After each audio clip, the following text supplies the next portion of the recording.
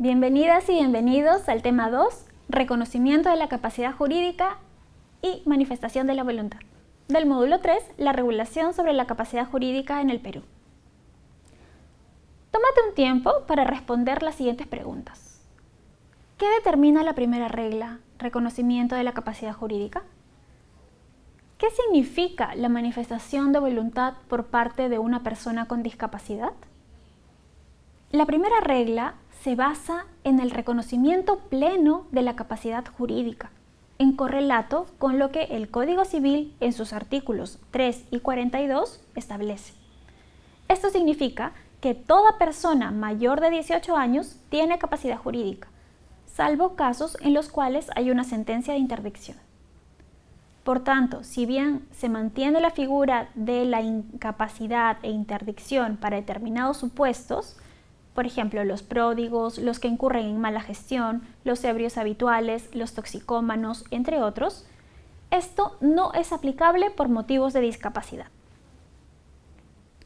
Así, para estos supuestos, la norma establece algunos cambios. La incapacidad absoluta se mantiene únicamente para personas menores de 16 años, salvo para los pocos actos que la ley determina que pueden realizar. Algunas personas tienen capacidad de ejercicio restringida, es decir, tienen limitaciones para ejercer de manera plena su capacidad jurídica, según el artículo 44 del Código Civil. Estas personas son aquellas entre los 16 y 18 años, que pueden realizar algunos actos jurídicos. También pueden ser aquellas personas denominadas pródigos, es decir, que despilfarran su dinero, malos gestores y que no pueden administrar adecuadamente su patrimonio. Además, son las personas ebrias habituales o toxicómanos o aquellas que tienen una sentencia penal que lleva anexa la interdicción civil. Como se advierte, la figura de interdicción es aplicable a los mencionados supuestos, pero no está vinculada a la discapacidad. El reconocimiento de la capacidad jurídica implica que la persona debe poder manifestar su voluntad a través de diferentes canales de comunicación para celebrar actos jurídicos.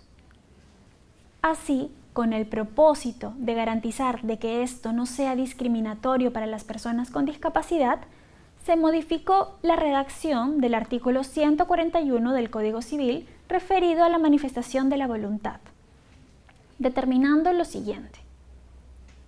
La manifestación de voluntad puede ser expresa o tácita. Es expresa cuando se realiza en forma oral, escrita o a través de cualquier medio, directo, manual, mecánico, digital, electrónico, mediante la lengua de señas o algún medio alternativo de comunicación, incluyendo el uso de ajustes razonables o de los apoyos requeridos por la persona. Es tácita cuando la voluntad se infiere indubitablemente de actitud o conductas reiteradas en la historia de vida que revelan su existencia. Así, con la modificación de este artículo, se establece, por un lado, el reconocimiento de otras formas de comunicación más allá de las expresiones orales o escritas, como la lengua de señas, y por otro lado, el otorgamiento de ajustes razonables a las personas con discapacidad, así como el reconocimiento y posibilidad de actuar con sus apoyos en cualquier acto jurídico. De esta manera, por ejemplo, una persona con discapacidad, si así lo decide, podrá estar acompañado de su apoyo para firmar un contrato de compra-venta. Ahora bien, respecto a la manifestación de voluntad y de acuerdo con el marco teórico y con el Código Civil peruano, te planteamos estas preguntas. ¿Cualquier expresión comunicada se convierte automáticamente en una voluntad válida? ¿Qué condiciones podrían invalidar dicha expresión? Tómate 15 segundos para reflexionar. Si necesitas más tiempo, puedes pausar el video y continuar cuando estés lista o listo. A fin de determinar que la voluntad de la persona con discapacidad sea realmente válida, se deben considerar los siguientes criterios. El primero, la voluntad tiene que ser libre, es decir, no puede haber sido pervertida, viciada o influenciada por la voluntad de otra persona.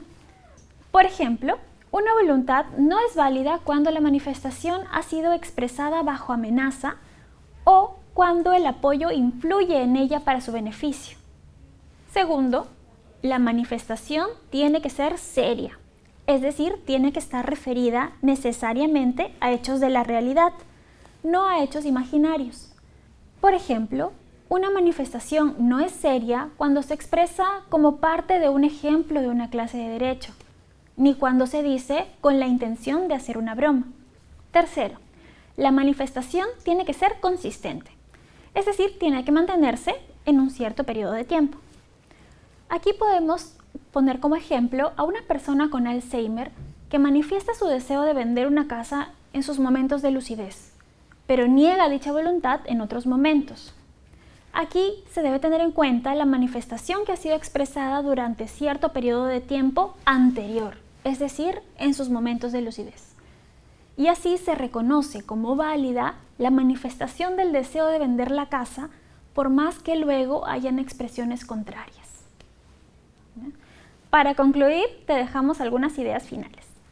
Las personas con discapacidad deben y pueden ejercer sus derechos y asumir obligaciones, es decir, realizar actos con efectos jurídicos, aun cuando requieran medidas adicionales para manifestar su voluntad. Ante ello, es fundamental considerar que la voluntad tiene que ser libre, la manifestación tiene que ser seria y mostrarse consistente. Ahora que has finalizado con el tema 2, veamos el siguiente tema para conocer con detenimiento la segunda y tercera regla.